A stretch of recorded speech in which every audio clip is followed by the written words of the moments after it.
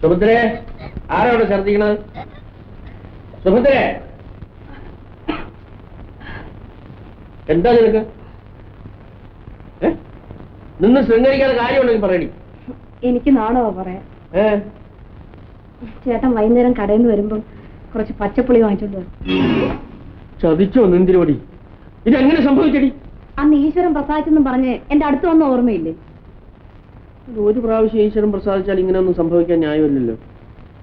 മാത്രമല്ല, ഈയിടെയായിട്ട് ഞാൻ ഈശ്വരനോടൊന്നും പറയാറുമില്ല. പിന്നെ ഇതെപ്പടി നടക്കും?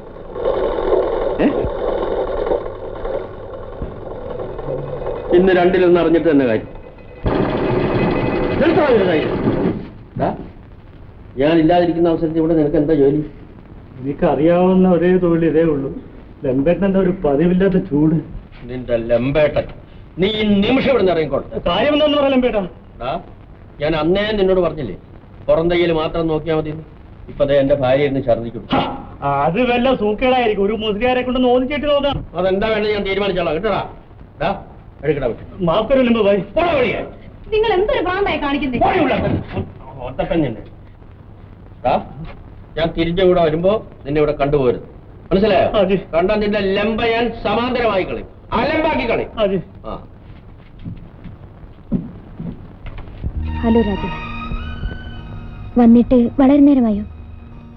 ഇല്ല, അച്ഛനെവിടെ? നിങ്ങളുടെ വീട്ടിൽ പോയിരിക്കാണ്. സുമയോട് വളരെ പ്രധാനപ്പെട്ട കാര്യം ചോദിക്കാണ് ഞാൻ വന്നത്. എന്താണ്? സുമ അന്നെനിക്ക് വാഗ്ദാനം ചെയ്ത സമ്മാനം, ഒരു സ്ത്രീക്ക് മാത്രമേ പുരുഷന് സന്തോഷവും സമാധാനവും നൽകാൻ കഴിയൂ. പറയൂ, രാജൻ എന്താണ് ആഗ്രഹിക്കുന്നത്? കുമാർ നല്ലവനാണ് സുമി. ഒരു സ്ത്രീക്ക് നൽകാവുന്നതിന്റെ പരമാവധി സ്നേഹവും സന്തോഷവും സുമകുമാറിന് നൽകണം. You are great Rajan, you are really great. Of course, എന്റെ ഏറ്റവും അടുത്ത സുഹൃത്തായതുകൊണ്ട് മാത്രമല്ല, എനിക്ക് ജ്യേഷ്ഠ എന്ന് വിളിക്കാനുള്ള അനുവാദം വരെ രാജൻ തന്നിരുന്നു. വെറും ഒരു തെണ്ടിയായിരുന്നവനെ ഞാൻ ഇന്ന് ഈ നിലയിലെത്തിച്ചു. എവിടെയോ കിടന്നൊരുത്തനെ സഹോദരനായി കിട്ടിയെന്നും പറഞ്ഞ് ഇന്നവൻ എന്നെ ധിക്കരിക്കാൻ തുടങ്ങിയിരിക്കുന്നു. രാജൻ ഒരു സഹോദരനോ? ആരാണ് അയാൾ? അത് പറയാൻ കൂടി അവൻ കൂട്ടാക്കിയില്ല. അവന് സംതൃപ്തമായൊരു കുടുംബജീവിതം വേണം പോലും. സാർ, ഒന്നുകൊണ്ട് വിഷമിക്കേണ്ട, അവനെ എനിക്ക് വിട്ടുതരൂ. നീ വിചാരിക്കുന്നത്ര എളുപ്പമുള്ള കാര്യമല്ലത്.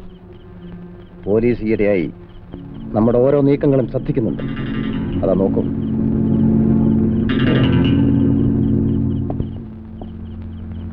എന്തെങ്കിലും അപകടത്തിൽ ചാടുന്നതിന് മുമ്പ് നമുക്ക് ഇവന്മാരെ നേരിടണം. Okay sir, I am your servant. നമുക്കെതിരായി വരുന്ന ഏത് ശക്തിയെയും സ്വയം നേരിടേണ്ടത് ഞാൻ എന്റെ കടമയായി കണക്കാക്കുന്നു.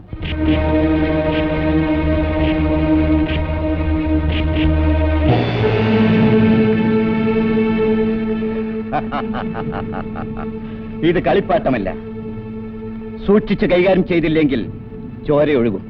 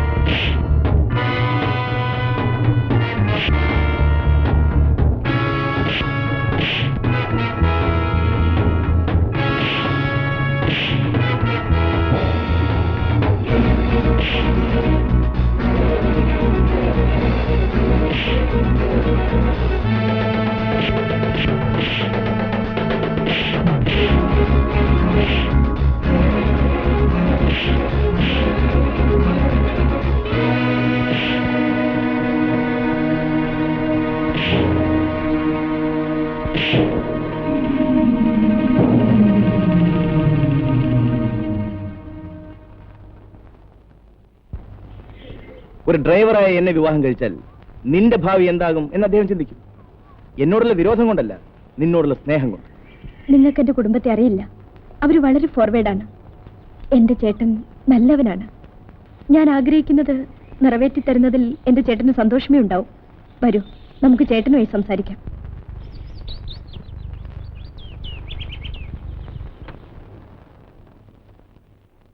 വരൂ രവി.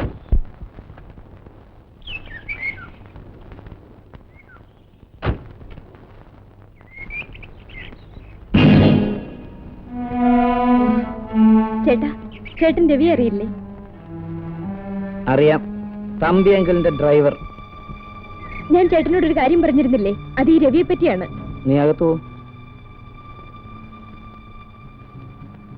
ചേട്ടാ, പോകാൻ.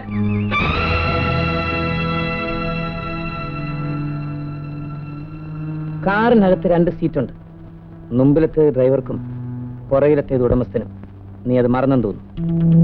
ഉടമസ്ഥന്റെ ജീവൻ ഡ്രൈവറുടെ കയ്യിലാണെന്ന ബോധമുണ്ടായിരുന്നെങ്കിൽ ഇത് പറയില്ലായിരുന്നു. നീ കുറച്ച് കൂടുതൽ സംസാരിക്കുന്നവനാണെന്ന് എനിക്കറിയാം. ഓരോരുത്തർക്കും ഓരോ നിലയുണ്ട്. ആ നിലയ്ക്ക് നിന്നില്ലെങ്കിൽ നില തെറ്റും. ഞാനിവിടെ നിന്നാൽ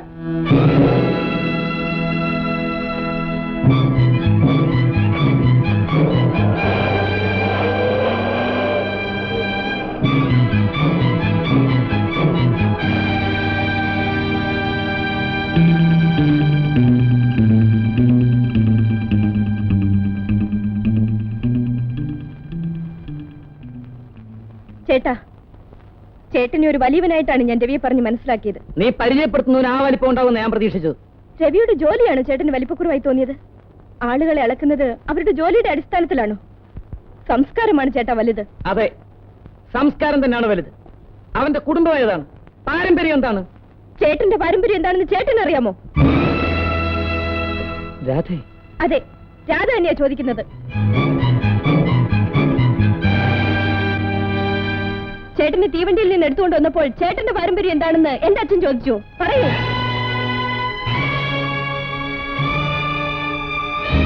രാജേ, എന്ത് വിവരക്കേടാ നീ പറഞ്ഞത്?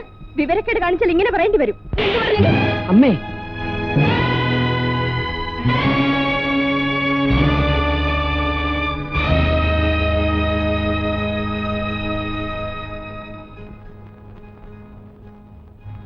മോനെ,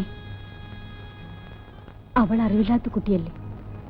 എന്തെങ്കിലും വിവരക്കേട് പറഞ്ഞിരിക്കും. മോനൊന്നും വിചാരിക്കരുത്. ഇല്ലമ്മേ, അവൾ പറയുന്നത് ശരി. ഞാൻ എന്നെ തന്നെ മറന്നുപോയി.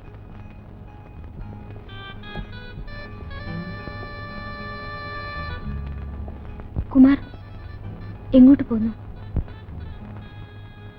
എന്റെ പാരമ്പര്യത്തെ ചോദ്യം ചെയ്യാത്തടത്തേക്ക്, എന്നെ ഞാനെന്ന നിലയിൽ അറിയുന്നിടത്തേക്ക്.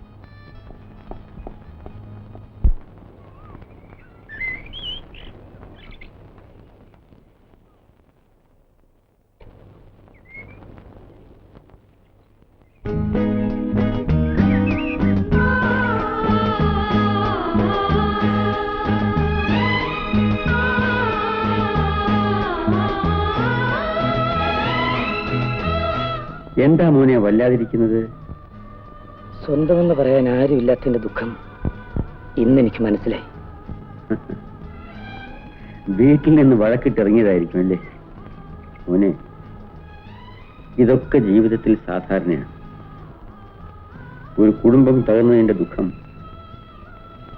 പൂർണ്ണമായും അനുഭവിച്ച നിർഭാഗ്യവാനാണ് ഞാൻ. പക്ഷെ എന്റെ ദുഃഖം ഒരിക്കലും തീരില്ല.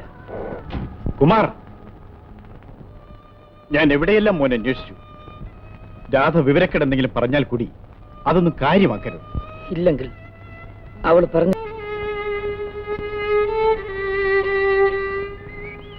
കഴിഞ്ഞതെല്ലാം മറക്കുക. ഇദ്ദേഹത്തിന്റെ കൂടെ ചെല്ലു.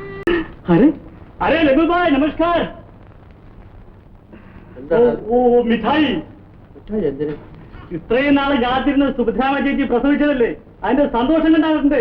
ലഘു ഭായി ഖാവ് ഭായി.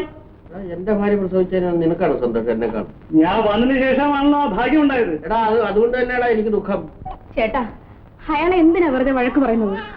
ഈ കുഞ്ഞിന്റെ മുഖത്തൊന്ന് നോക്കാൻ പോലും ചേട്ടൻ ഇതുവരെ തോന്നിയില്ലല്ലോ. കണ്ട തുർക്കി തൊപ്പിയുടെ മോന്റെ മുഖത്ത് ഞാനെന്തിനാണ് നോക്കുന്നത്?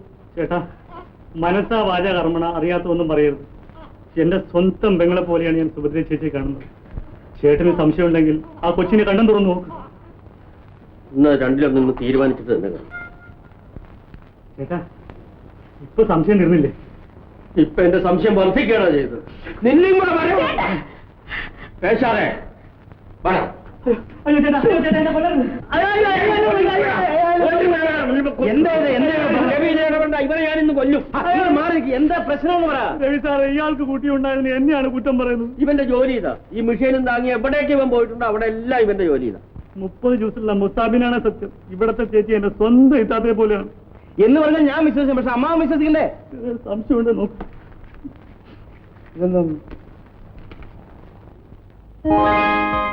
അമ്മാവ, ഇവൻ പറഞ്ഞത് ശരിയാ. ഇവന്റെ എത്താത്ത ഇവിടുത്തെ ചേച്ചിയുടെ പോലെ തന്നെ ഉണ്ട്. നോക്കി. എടാ ദ്രോഹി, നീ എന്റെ ഭാര്യയെ പിടിച്ചുകൊണ്ട് മുസ്ലിം വേഷം കെട്ടിച്ച് ഫോട്ടോ എടുത്ത് കീസേലിട്ടുണ്ടോന്ന് നാട് മുഴുവൻ കാണിക്കല്ലടാ. നിന്നെ അയ്യോ, അവനെ തന്നല്ലേ? എന്താടാ സലീമേ, എന്നെ പോലിരിക്കുന്ന നിന്റെ സുഭദ്ര ചേച്ചി നിന്റെ പ്രാർത്ഥന കൊണ്ട് പ്രസവിച്ചെന്നും പറഞ്ഞ് മുട്ടായി വാങ്ങിച്ചോണ്ട് പോന്നവനല്ലേ നീ? ഇസ്ലാമിന്റെ മുറയും നെറിയും തെറ്റിക്കാത്ത നിനക്ക് തല്ലുകൊള്ളാൻ എന്തുണ്ടായി? നിങ്ങളൊന്നും മിണ്ടാതിരിത്ത, കൈ പൊക്കിയതല്ലേ ഉള്ളൂ, തല്ലിയില്ലല്ലോ. കണ്ടില്ലേ അമ്മാവ, പാവം സലീമിനെ അമ്മാവൻ വെറുതെ വേദനിപ്പിച്ചു. ആ, കഴിഞ്ഞൊക്കെ മറക്കൂ സലീം. ഞാൻ അകത്തേക്ക് പോട്ടെ. ഇപ്പൊ ചേട്ടന് വിശ്വാസമായില്ലേ? സീതയെ പോലെ ശീലാവതിയെ പോലെ പരിശുദ്ധയായി നിന്നെ തെറ്റിദ്ധരിച്ചിന് എനിക്ക് മാപ്പ് തരുമോ? എന്തിനെ ചേട്ടാ, ഇനി ഈ കുഞ്ഞിനെ നോക്കിക്ക്.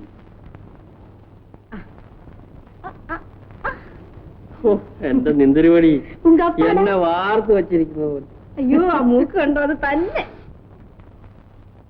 എടാ തുർക്കി, ഞാൻ ഈ കാണിച്ചതൊക്കെ ഒരു തമാശ എന്ന് കരുതിയാ മതി. കഴിഞ്ഞതൊക്കെ കഴിഞ്ഞു. ഇനി നിന്റെ മരണം വരെ നീ ഇവിടെ നിന്ന് തയ്ക്കണം. ലംബേട്ടാ, എന്തോ മിഠായി അതെനിക്ക് പകരം നീ തന്നെ എല്ലാവർക്കും വിതരണം ചെയ്യും. നീയാണ് അതിനർഹൻ.